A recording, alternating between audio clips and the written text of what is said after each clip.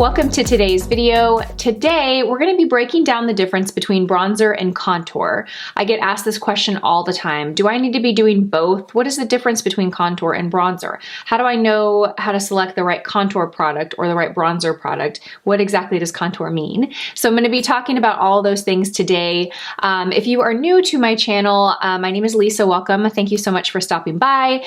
Just so you guys know, I have a background as a makeup artist. I used to be a trainer for MAC, and I love teaching makeup in very simple, easy, understandable videos. So if you will scroll through my channel, you'll find a lot of videos where I not only like show a makeup tutorial, but I explain like the why behind everything that I'm doing, because I think it's great that we can watch videos here on YouTube and replicate a look, but it's even more awesome when you like understand highlighting and contouring and color placement and texture placement and how that affects the face, right? And how that enhances your facial features. And when you understand that, you can create looks all on your own. So that's what I try to do here.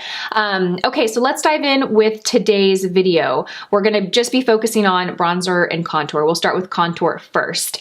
I do have a really great video that I'm gonna link below. If you didn't see it, it is my MAC Training Secrets Revealed video, the first one that I did. I used to be a MAC trainer years ago, and in that series, I'm sharing everything that I used to train all the MAC artists that worked in my region. And in the first video, I talk about contouring and highlighting. So essentially what contouring does in makeup theory is it helps define facial features. And it's not even just face. We actually did makeup on like a professional dance team, and we would contour their abs to give more definition to their abs. That's what contouring does. So with that said, I come from the thought that not everyone needs to contour.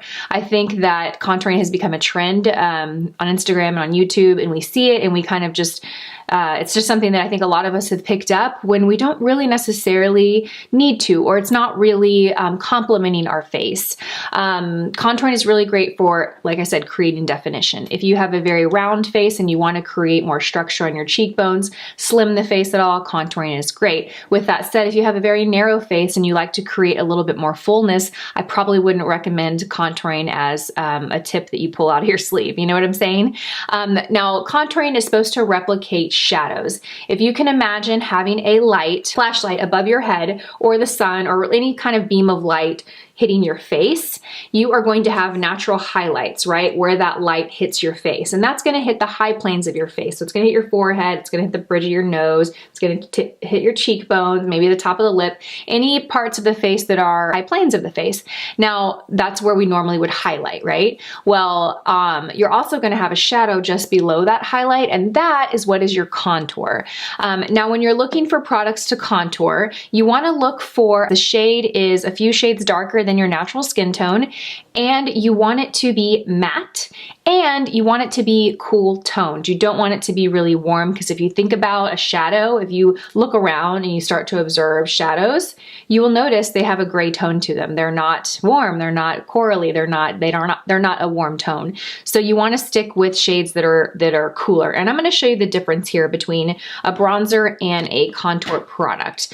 You can use powder, you can use liquid. I actually, believe it or not, only have powder contour. So this is the contour and this is a bronzer. You can clearly see the difference between the two. This is much warmer, right? You can see a lot more warmth to this shade, where this one you see a lot more gray. It's much cooler, it's matte. This has a little bit of shimmer. Now, the reason that you want a matte contour is because matte absorbs light, shimmer reflects light. So if you are trying to create definition, you want essentially that to absorb light, right? If it's reflecting light, it's now making the area look like it is protruding a bit, which is the opposite of what we're trying to achieve. So matte, cool toned, and a shade that is deeper than your natural skin tone. You can use liquid, you can use powder. I like this Marc Jacobs palette. I've had it for quite a while, and I really love it because it has a really great shade for highlighting and contouring. So that is kind of the 411 on contouring. Again, I want to say this, it's not something that I think we all need to do. I don't really do it every day. When I do contour, I typically don't bronze and blush. I feel like that's just a little more makeup than I need. But if I'm trying to create some definition or slim the nose, I will do it on the sides of my nose here and maybe put a little highlight on the bridge of my nose. If I contour, I basically imagine, like I said, I think the best way to imagine it is imagine there's a light shining here, and where are those highlights going to be and where are those shadows going to be, and that's where you will contour. I think the most common places we see are the cheeks right here. We also see on the jawline, we see on the sides of the nose.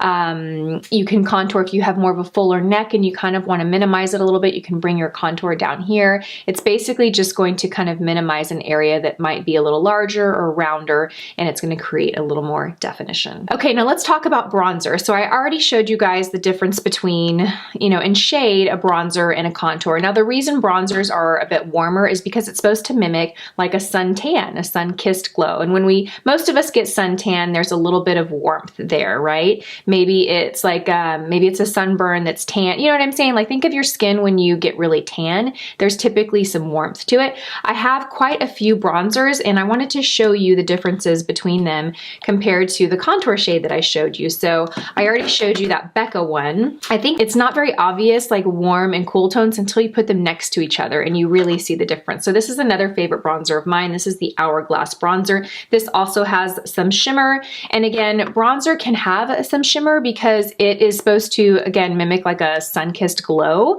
It's okay to have a little bit of that because you're not really using it to create definition. Here is another bronzer that I have. This is a little bit lighter. And then I'm going to show you the Marc Jacobs bronzer, which I think is actually a pretty good option if you want a bronzer and contour in one. I will show you that. You can still see that it is warmer than the contour shade, but it's still got a little bit of cool tone to it. It's not really, really warm, and it also is matte.